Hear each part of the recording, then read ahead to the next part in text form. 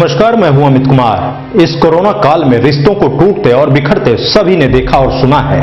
कुछ ने इस मुश्किल समय में अपने करीबियों को और कुछ ने अपनों को खोया है। लेकिन इस कोरोना काल में यूपी के प्रयागराज से दिल तोड़ देने वाली खबर सामने आई है, जहां एक बेटी को अपना सुहाग खोने के बाद घर भी खोना पड़ा है। बता दें कि कोरोना महामारी से पति की मौत के बाद परिवार वालों ने अपने ही बहू को घर से मार पीट कर निकाल दिया है। पीड़िता श्वेता मिश्रा नौडेरा प्रतापगढ़ की रहने वाली हैं।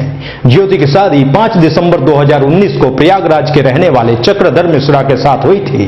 लेकिन पीड़िता ज्योति को यह मालूम नहीं था कि 2021 आते आते उनके पति की कोरोना महामारी से मौत हो जाएगी। 20 अप्रैल 2021 को कोविड से ग्रसित होने के कारण पति की अस्पताल में इलाज के दौरान मौत हो गई थी। पति की 13वीं के बाद ससुराल वालों का जुल्म बहू पर बढ़ने लगा।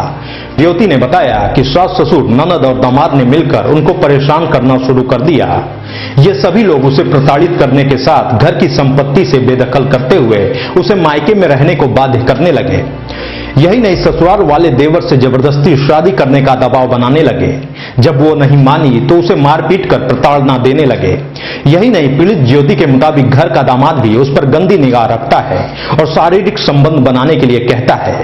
पीड़िता ज्योति ने अपने परिजनों को जब पूरे घटना की जानकारी दी तो प्रयागराज चौक कोतवाली में पीड़िता के परिजनों ने 30 मई को ससुराल वालों के खिलाफ FIR दर्ज कराई है।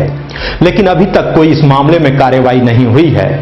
अब पीड़िता थक हार कर सीएम योगी से न्याय की गुहार लगा रही है।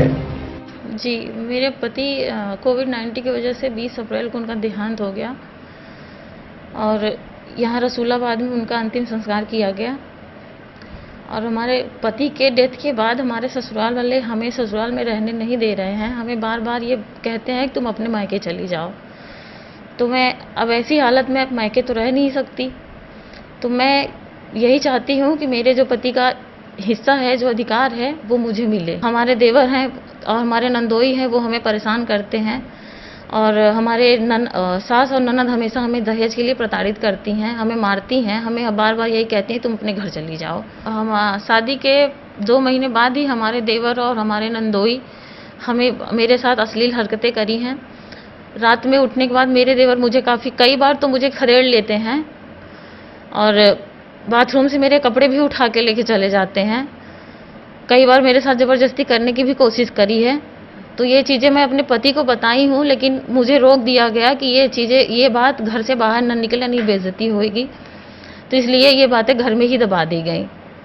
क्या दामाद जो आते थे वो भी कुछ? जी, वो भी हम पे बुरी नज़र रखते थे। वो मेरे ही अब तो पति के डेथ के बाद मेरा कमरा भी मुझसे छीन लिया गया है।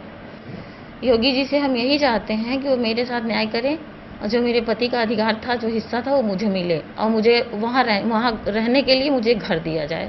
अच्छा, पुलिस की जो कार्यशैली है, पुलिस का क्या सहयोग मिला है? जी, अभी तक पुलिस ने कोई सहयोग नहीं किया है। इसी के लिए मैं योगी जी से यही चाहती हूँ कि वो मेरी मदद करें।